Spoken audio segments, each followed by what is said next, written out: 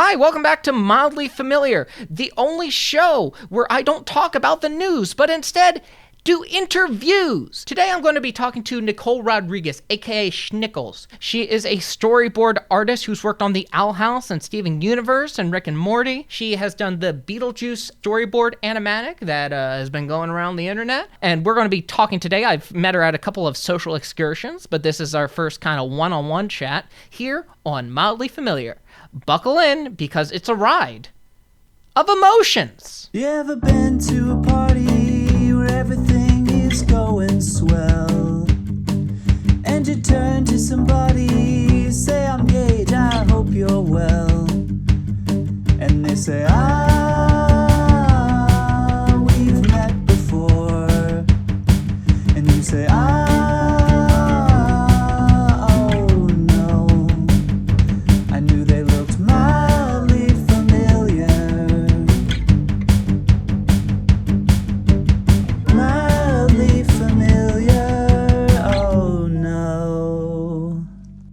Get started right now, and I'll pretend like I'm cool the whole time. Nicole! Hi! That's my cool voice. Did you like it? Yeah, I like it. I think it's good. A couple notes could be louder. You're right. I should be loud, and I should smack the mic around and go, What's up, everybody? What's up, YouTube? It's your boy. It's Ja Boy. Nicole, how are you doing? I'm good. Yeah, I'm doing all right. Surviving? I'm surviving. Also, apologies to everybody. You're gonna hear a bird. I'm sorry. There's no avoiding it. He's right. I'm gonna show you a bird in a second if that bird doesn't shut the heck up. Oh my god. It's funny because there's like bird as in flipping someone off. And then there's bird. Some people call their dick their bird, so it's like.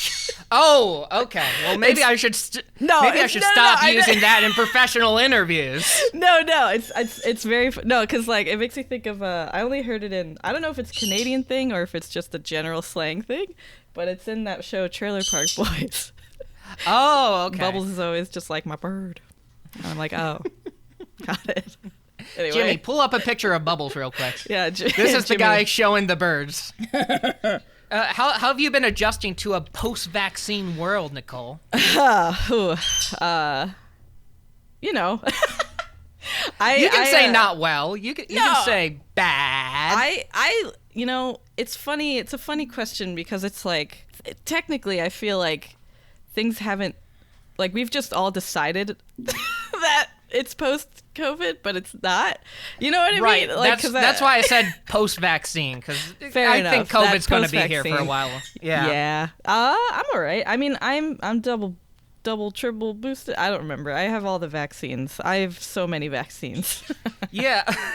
So I'm good. I haven't gotten sick yet. I don't know how I haven't gotten COVID yet. Yeah, neither have I. Post-COVID I've been to gang. enough things. Yeah. Like, I've been to enough things with crowds. I'm wearing a mask, but I'm like, this isn't. The mask isn't safe. I'm like, what am I going to do? But I was like, I haven't gotten sick yet. Yeah, it's weird because there's people like you and I who are like, should I go out? Should I go to the loud crowd? But there are other people who are just like, no mask, no vaccination, let's go! I know. I'll be real. I'm a bit of a... Not all the time, but like I'm a bit of a follower when it comes to like if in a setting everybody's wearing their mask, I'm like, okay. If they're not, like No, you gotta totally read the situation because I'm originally from Florida, and it's I'm just kidding. I'm sorry. Shout out to my mom who's in Florida right now. I'm sorry, Gage, as well. Yeah, my dad's in Florida, if it's any consolation. We relate. We have relatable trauma together. There you go. But yeah, no, it's you have to know when and where to wear the mask too. I usually wear the mask in like public places, but sometimes you get one of those, side stares. You only cared about me when I put on the mask. Yeah, no one recognized me when I didn't put on the mask. Batman everyone. Thank you, everyone. That is Batman. We'll be taking suggestions from the audience.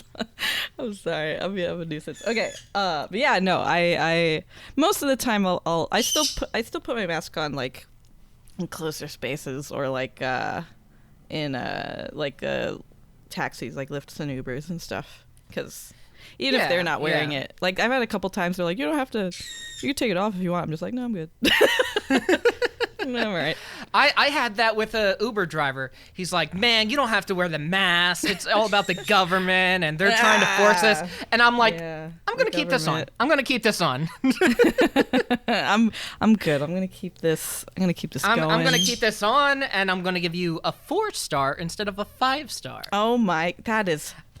I know. How could you? I'm probably the worst. I'm part of the problem, quite frankly. I hate giving any customer service like 1 star. They have to be so bad for me to give them anything below 5. Did you have to ever give someone a 1 star during the pandemic when you're getting food to ever? I don't know. I don't remember if it was during the pandemic, but I remember distinctly. There's only been a couple times where I gave a Lyft or Uber or whatever driver like a 1 star, because for me it's either 5 or 1, because it has to be that bad for me to even go do it. There was a driver who like, he was chatting it up with me, and that's fine, but like he was like saying a bunch of weird misogynistic shit. I was just like, I'm over it. You suck, dude. Fuck you. And then there was another dude that like asked me for my number, and it was weird. I was like, no, I'm good, man. And then I got him again another time. Oh, no. I gave him a fake number, which I feel bad about doing. I prefer to just, I'll be like, no. But like if I'm in a situation where I'm like, I don't know, if I don't feel safe, then I just give him a fake number. But then like 6 months later, I got the same guy. Didn't recognize him, but he sure recognized me. And then I realized who it was, and I was like, uh-oh. And I was like, well, it's time to die. And that's how you died, honestly. Yeah. I'm not alive right now. You are deceased, much like the ghost with the most Beetlejuice. It's true. I don't know if you're familiar with. I don't know much about Beetlejuice. Him. Who? I can't say the name so many times, but it's like it's an old movie from the 80s. I don't think anyone's talking about it anymore. Yeah, I don't know. Maybe go over it with me first before you bring it up, because I don't know what that is. If you guys aren't in on this wonderful little gag that we got going on here, it's a joke. It's a bit of a joke, because Nicole did a wonderful animatic of the Beetlejuice musical. I did. Of Invisible / On the Roof, which is which I showed to my mother to try to convince her to see Beetlejuice. Yeah. That's right. I think you told me that. Yeah. Also, if you're watching a video, literally. Oh yeah. I didn't even see that. I have that. I have his grave, which also lights up, and there's probably other things. There's like a little. There he is. That's a candy bowl that I don't know what to do with. You can't put candy in there. You're an adult. If you have more than 5 candy bars, your day is done. I know. I can barely eat one. I'm just like, no, my tummy hurt. My tummy hurt. But yeah, Beetlejuice is great. I'm very flattered that did it convince her mom to see it? I forget. Yes, and then right? COVID happened. Oh, that's right. that happened. I myself am seeing it next week. Oh, shit! No shit. I'm going to New York with Dave, Michael, a couple other guys, and and we're gonna have a party. Let's go! That's awesome. Let's go. We're going to Joe's Pizza. Tried to see Mr. Aziz from Spider-Man 2. Of course. You're originally from New York. Do you have any suggestions? There's a place called Toto Ramen. There's a couple of them. Best ramen I've ever had. Writing that down. I've been to New York pretty recently because I also saw the show for a 3rd and 4th time. And whoa! I know. I kind of No, it's a good show. It's a good show. It's a good show. But yeah, I had Toto Ramen when I went, and it's not just nostalgia goggles. It's still the best ramen I've ever had. It's very good. I recommend their miso ramen. Oh, okay. All right. Better than Silver Lake ramen? That's the ramen everyone likes here? to hoist. Yeah, everyone likes to. Like Really? like Mexican food on lock in California, right? Like that's like it's like the best. New York has really good, in my opinion, really good Asian cuisine of various types, like ramen and shit. I'll check that out. I do like a good ramen because I thought the Silver Lake ramen was okay. I put in a bunch of spice when it comes to ramen. Yeah. I like when my mouth is on fire and I have a very unpleasant next morning. Yeah. What do you mean? It's a poop joke. It's a poop joke. Joke. Yeah. Yeah. No. I usually my ramen I do like mild. I do like spice in most cases. I am Spanish, but in ramen I like a mild spice. Yeah, I hate like places where they're like, you gotta try the super hot challenge. Yeah. And I'm like, no, that's not enjoyable. And Not you gotta- enjoyable in the bit. You gotta get the fuck out of my face. My brother used to do that all the time. He's like, oh, there's a super hot challenge. I think I'll take it. And I'm like, you always want to die at the end of these. Why? Why? It's like when you play Mario Party with your friends and they throw the controller and they're like, hey, you want to play Mario Party next week? Oh yeah. Do you want to stop being friends? That's my question. But anyways, back to the ghost with the most. How'd you get into the Beetlejuice musical? Kind of randomly. I always liked the movie growing up. Big fan.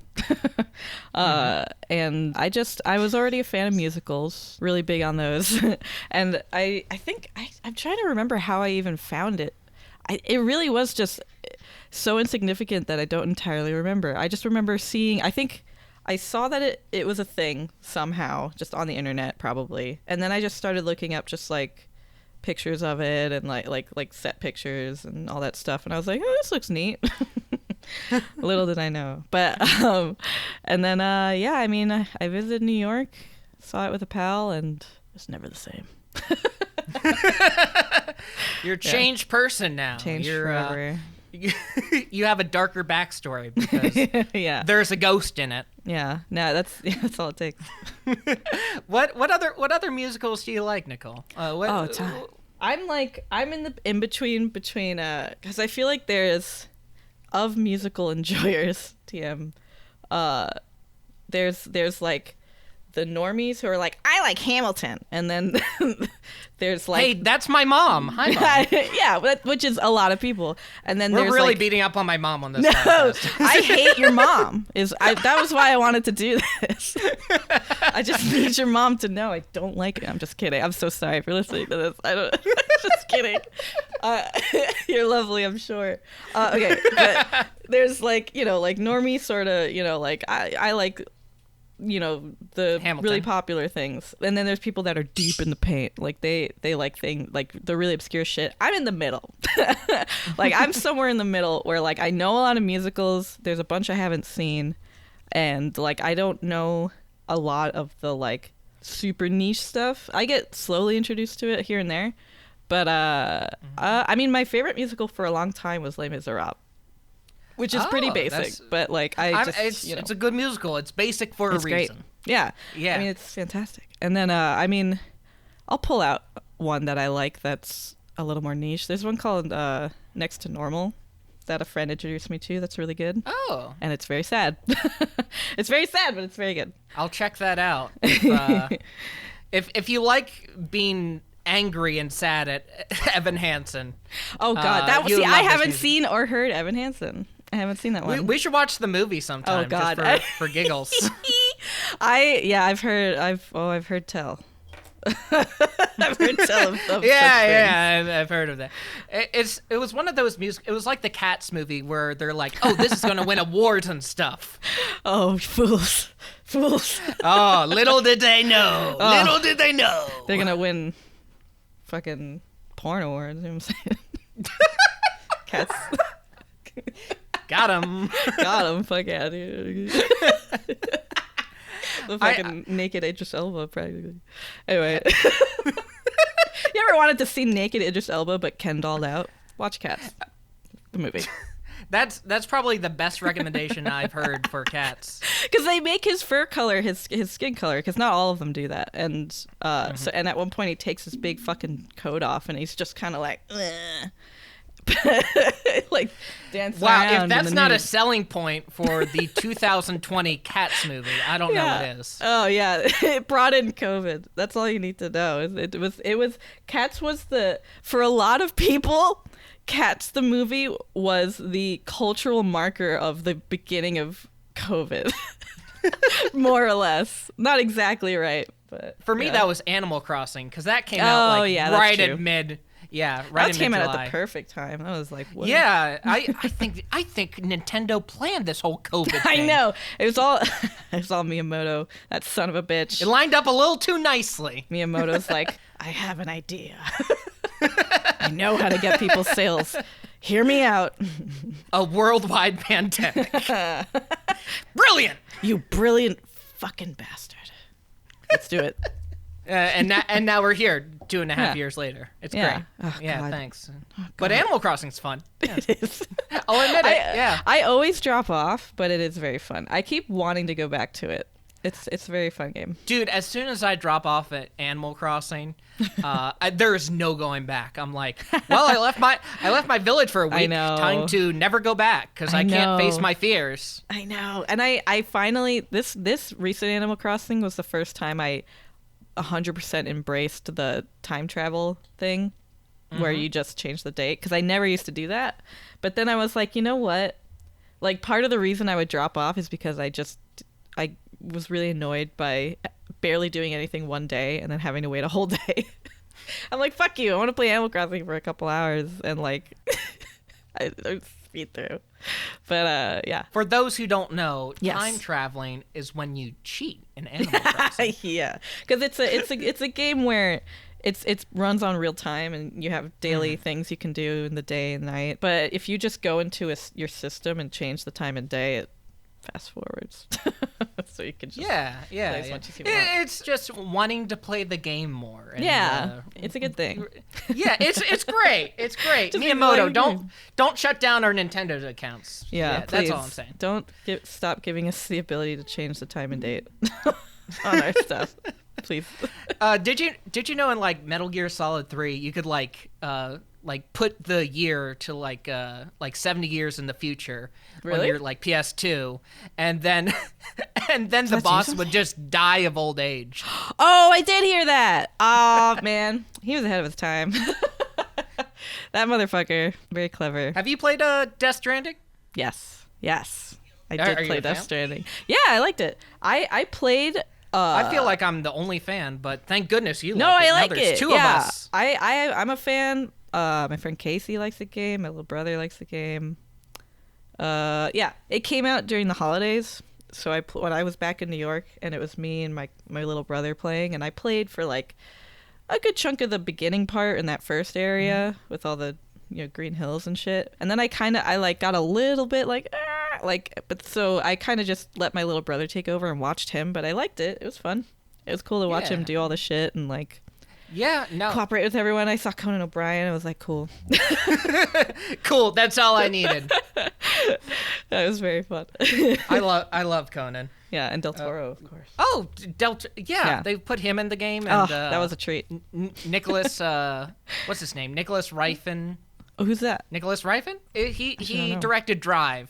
He's another one of those film yeah. directors. Oh, Yeah. they also put Junji Ito in there. I forgot. Oh, and He's Jeff that Keighley. horror manga. Oh yeah, that's right. Jeff Keighley's in there. Big. Him and Kojima are tight, right? That's like. I hope so. I'm pretty I hope sure. so. They're It would break they're my like heart buds. if they were not. Yeah. They're buds. They're buds. I'm They're gonna say buds. they're buds. Speaking of video games and all that, Video is there any games. video games? Sorry. I'm sorry. Just ignore me. Just keep going. Yeah. That's my tactic for this interview is just ignore the interviewee. Yeah, ignore me. You'll do a lot better. My Nicole Rodriguez interview is Yeah. great if you just just cut a- out all the Nicole parts. Yeah, just cut me out. I'm extraneous. No. You're very pleasant and very talented. Thank you. And Feed me. Feed me. Everyone in the comments say My that ego. Nicole is talented to lift her ego so we can pop that bubble one day. Thank you. But what sort of media has been influencing your art, speaking of video games? Lots of stuff. It's weird. Like, this question's interesting because, like, it's just kind of always just the shit that I'm into at the time. But I don't know. As far as just stuff I've been playing and watching, I guess a lot of TV shows like Our Flag Means Death, like everyone else in the fucking universe.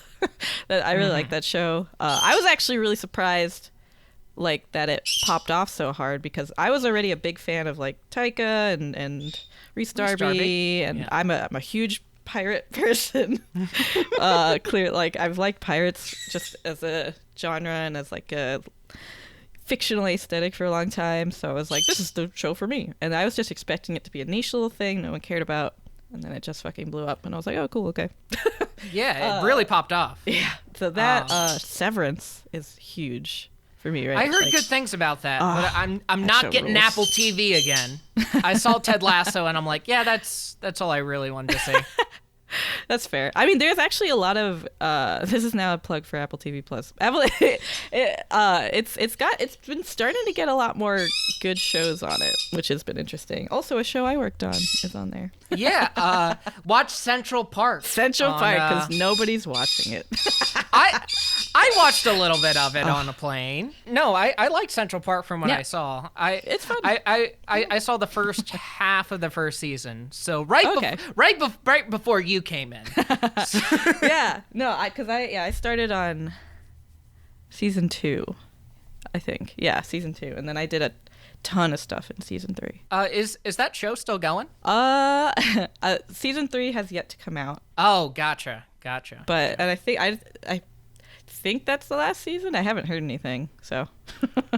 All right. But yes, I will watch Severance one of these days. Oh, it's so good, dude. When it comes out on DVD, maybe I'll on purchase it. DVD. You sound like David Lynch. I'm going to watch Severance on DVD. Why would you watch Severance on your fucking phone? I'm going to use my home entertainment system. No, by the way, I commented on this recently, but I call every piece of home media DVD. I know. Even if it's like a Blu-ray or a 4K DVD. Yeah. I'll catch myself It's a DVD. saying DVD. Yeah. It's like how our parents said Game Boy. I know. Yeah, it just means we're old. It's fine. It's fine. Don't say it. I'm young. I'm youthful. I'm hip. Oh boy. Oh You dear. sure are. I'm just kind of at peace with it because I'm turning 30 in December. That's gonna be weird. Oh yeah. I'm late 20s, so I'll be 30 eventually. But Yeah, you're younger than it's me. weird. Damn it. What do you mean, damn? If I meet anyone younger than me, I'm like, fuck. Yeah, no. I have that reaction myself. I'm like, See a little kid, shit. fuck this. Fuck this. I feel like mentally I'm already 30 because Yeah. I'm seeing a lot of young talent pop up, and I'm like, I know. There's people that are like, okay, one example. Oh, here's a cool thing I'm into. This is a weird way to put it, but so there's this YouTube channel called Kane Pixels who's doing this series called The Backrooms. okay. It's like this indie horror kind of like found footage-ish thing, like something like that, where it's like this really big liminal space horror stuff. And the guy who makes it is 16 and in high school, and it looks fucking amazing. And I'm just like, I am over a decade older than you. I'm almost double your age, and you're making shit that that is like so impressive. And so like, which is like, it's rad. For the most part, I've long reached a point where if I see someone young with talent, I'm just like, good for you. Like, there's no negative feelings of like inadequacy or anything for the most part. But yeah. Yeah, I was talking about this with someone earlier, but it's like almost like an insecurity thing where you're like, oh, this fucking guy. Maybe I'm projecting a little here, but I'm not gonna label that to you. But no, I get it. There's always a little bit of that. But Yeah, there's a little bit of envy going on. Yeah. That's my big problem. I'm envious of people. same. I'm like, if only. If only that were me. That should on- be mine. If only I did the Beetlejuice storyboard animatic. Oh, also, I keep bouncing around. What We Do in the Shadows. Very good show. That's a big thing. Oh yeah. Yeah. Speaking of good old Tyka, do you Yeah. think they're ever going to do a spin-off of the movie, the We Are Wolves movie? They keep saying it, but if they do, I feel like at this point it's become like an inside joke for them. Maybe Yeah, if it Reese is. because Reese is more popular now, they might. Who knows? Because it's Jermaine that's doing the show right now. Like it's his show. Right. And Tyka just kind of directs some episodes. He was in like one or two episodes, and I think he maybe directed one or two. I don't remember, but I think he directed the first couple. probably Yeah. But he has a very light touch on the show because Yeah. he's directing a new Thor movie or because whatever. he's always doing like a million things. So everybody, but it's really yeah, funny. yeah, no, that's what I was saying. He's doing a lot of stuff. I'm a fan of Tyka, and like I'm so used to him being like this dude that's like over in this corner, and some people know about his stuff and whatever. Like he wasn't not well known, but like just recently, it's because of Pirate Show, and then people going back and watching all of his old stuff. Like, you know, he's definitely blown up in popularity. But also something that's really funny, and it only slightly annoys me, but it's sort of like people, if Tyka even touches anything, they're like, oh, it's Tyka's thing. Tyka made this. And it's like, guys. Like, Executive producer Taika Waititi. That's like, all they'll just his. call it- That's they'll all call it his. his show, or like, and he won't even like, he'll barely do anything on it, or like he'll direct an episode or like show up in an episode, and people are like, oh, it's Tyka's show. And it's like, guys. Let's I love Let's the guy, give but some other Jesus people Christ. some credit. Yeah. Like there's a really funny thread of tweets at various times between Jermaine and Tyka, because every time people call What We Do in the Shadows Tyka's show, Jermaine will like comment something, and Tyka's like, haha. I don't know. It's just funny. But anyway. But yeah, so that's What We Do in the Shadows show. Also very good. I played a lot of Elden Ring. So a lot of people at my office are playing, and they're like, "I put 80 hours into it last night." I'm like, Yeah. I put in 2. I'm trying my best to keep up with you guys. I get It was like one of the few times in my life I felt inadequate as a nerd. I'm like, I need to nerd up and commit more to this. yeah, I just like, I mean, you know, Dark Souls hard, ha ha ha. But like, you know, it's like I always kind of like, I liked how the Dark Souls ish games looked. Like Bloodborne was the only one that I like even got a little bit far on, and I say a little bit far. I beat like one boss, and then I was like, I'm done. But Elden Ring's the first time in one of these types of games that I'm almost near the end. I haven't beaten it yet, but I'm like really, really close, and I've been having a blast. I bought a whole fucking computer just to play it because my computer couldn't handle it, and I was like, whatever, gaming computer. Yeah, treat yourself a little bit. Yeah. I put in like 50 hours, and I'm like just past the second boss. Yeah, it's hard. It's a hard game. That's the good thing about the game. Like everyone can go at their own pace. Yeah.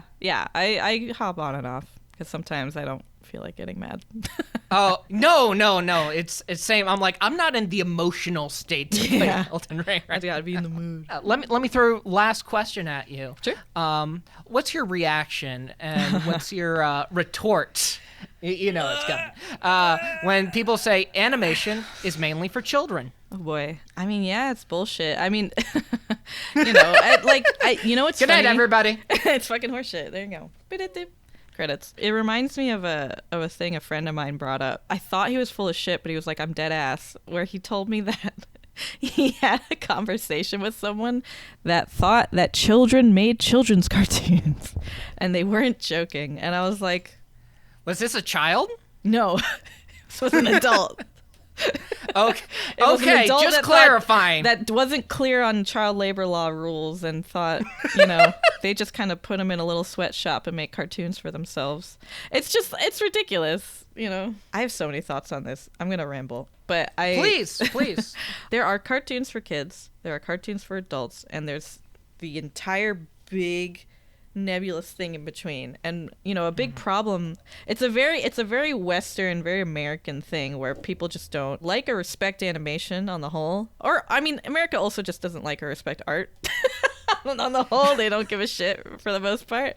There's this need to, especially with animation, put everything into these little boxes, and people just kind of see something drawn and they assume it's for kids.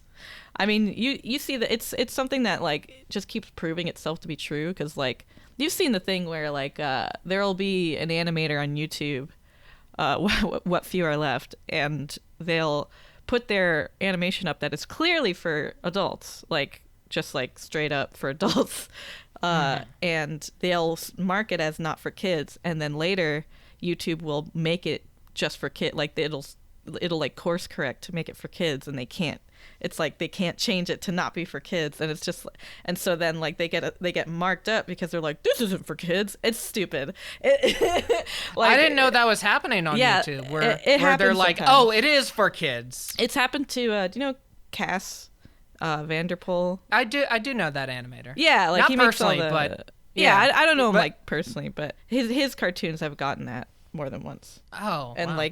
other people too, and it's just it just goes to show they just see cartoon for kids, and it's this frustrating thing where I feel people put live action in boxes too, but it's not as strict. I feel there's a respect and a lot of allowances for live action to be more weird and not and genre defying than with animation. With animation, it's very what's our demographic?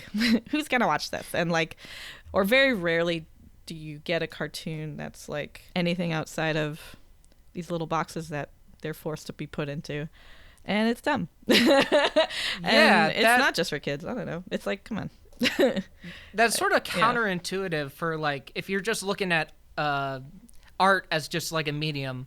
It seems like you can experiment a lot more visually in animation, and that allows for very many different tones and different audiences. That gets me excited. I don't know how that doesn't get people excited. You could do literally anything. And it's anyway, sorry, you were saying.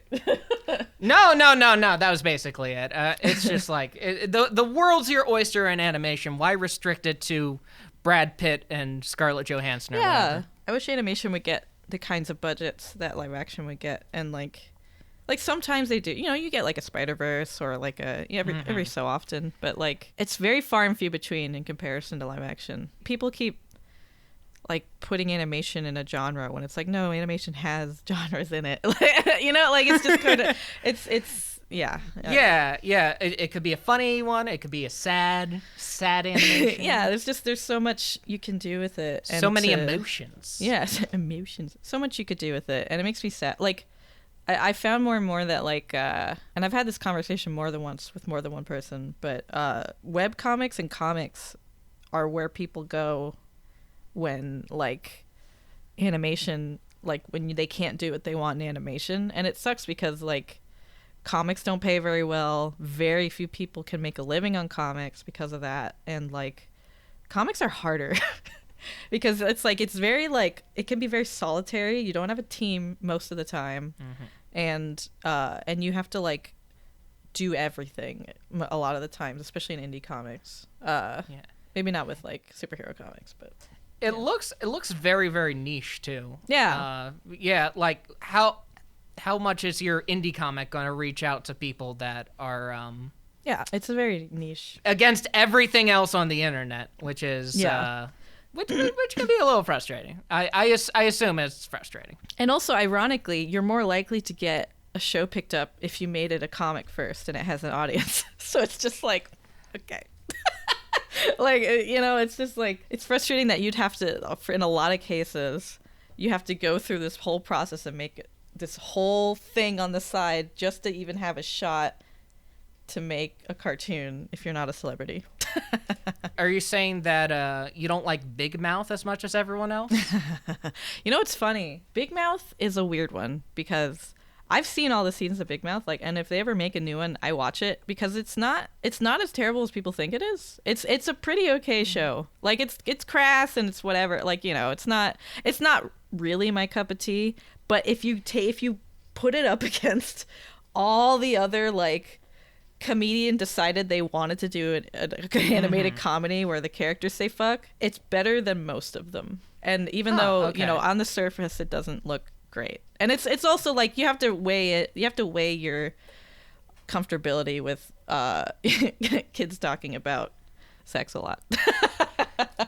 But they're voiced by adults. It's weird. It's a weird show. I remember I had a friend who like had an anecdote that she was like, yeah, that show makes me uncomfortable, and I'm like, I totally get that. It's a weird one. I always feel weird talking about Big Mouth because like it's not terrible. Some of it's funny. It looks like shit. No offense. Yeah. I don't like how it looks, doesn't look very pretty. No. But that's just where my mind goes when I think animator or comedian who want to do an animated show. You know what I think of? I think of Hoops. Because do you remember Hoops? Oh God, who was it? Hoops? Exactly. Jake Johnson. It's just like Hoops because it's like one, half the time people are like, what? And I'm like, exactly.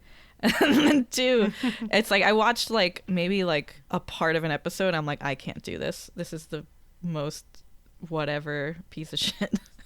And like somehow that, I think that probably has more than one season. And it's just like the most like, again, no offense to the man, but the most like C-list celebrity ever can get a fucking cartoon show on a whim. And like people that have been like industry professionals that have been doing it for years, they will still struggle. So it's like, the fuck. Like it's so frustrating. And I see it a lot where like, you know, people I've looked up to my whole life and also like peers will be trying to have shows picked up and like they'll get, you know, strung along and then slammed down or like, you know, just straight up rejected or like, you know, it takes so much effort just to get something looked at even or like considered.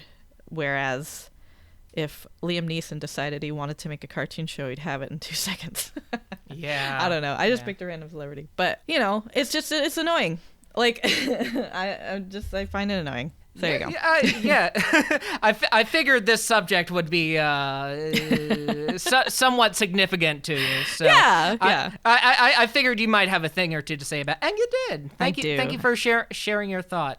Of course. People trust animators more and trust Liam Neeson less. Yeah. He was great in Atlanta, but, you know, don't let him make a cartoon. Oh, yeah. No, I did see him in Atlanta recently. Yeah. You know how I know you have good taste in TV, Nicole? Huh.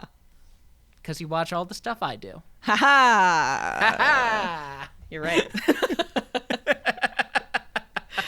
Well, Nicole, that just about wraps it up. Thank you so much for taking the time to chat with me.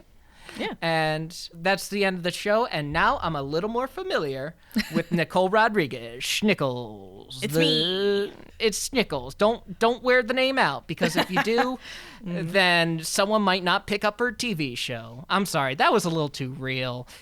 Just cut it. Cut that out, Jimmy. Cut out the entire episode. Thank you. Get out of here. I'm leaving. Thanks for watching, and thank you to Nicole for coming on. If you guys enjoyed this video, make sure to like, comment, and subscribe. And if you want to know as soon as I upload, make sure to ring that bell to get notifications on. I'll have more guests on next time, so stay tuned.